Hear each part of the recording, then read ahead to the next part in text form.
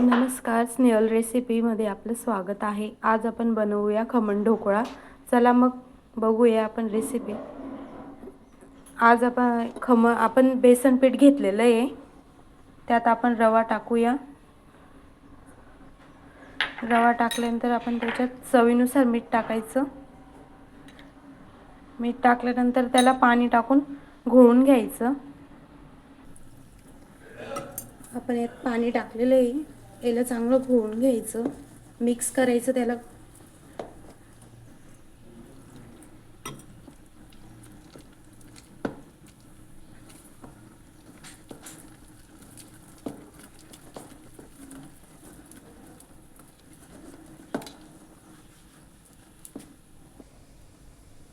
यात आपण Eno mix करून घ्यायचा।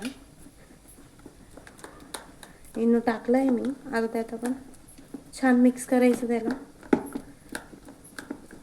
तापायला ठेवलेली आहे कढई, पण तापायला ठेवलेली आहे आपण। आता पाणी पण झालेलं आहे।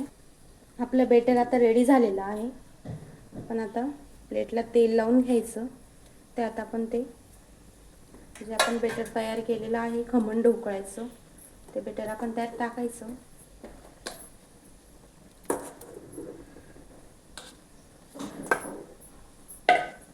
छान त्याला असं हलवायचं थोडं। तर आपलं पाणी रेडी पण झालंय। आता आपण ठेवूया, 20 मिनिटं याला राहू द्यायचं। आता आपण यावरती झाकण ठेवायचं, याला 20 मिनिटं असंच राहू द्यायचं। चला, आता आपण कढईमध्ये तेल टाकून घेतलेलं आहे। आता आपण त्यात राई टाकून घेऊया। आपण त्यात राई टाकलेली आहे, थोडा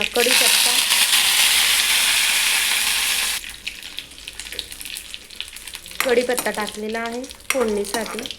थोडं चवीनुसार मीठ टाकून घ्यायचं। आणि आपण एका बाउलमध्ये साखर आणि साखरचं पाणी केलेलं आहे खमण ढोकळ्यासाठी। आपलं खमण ढोकळा झालेला आहे। आता आपण हे टाकून घेऊ। चला, आपले खमण ढोकळे तयार झालेले आहे। आता आपण यांना डिशमध्ये काढून घेऊ। तुम्ही बघू शकता आपले ढोकळे किती स्मूथ, किती छान झाले, किती स्पंजिंग झालेले आहेत। आपले ढोकळे तयार झालेले आहेत। आपले खमण ढोकळे तयार झालेले आहेत। व्हिडिओ आवडला असेल तर सबस्क्राईब करा, लाईक करा। धन्यवाद।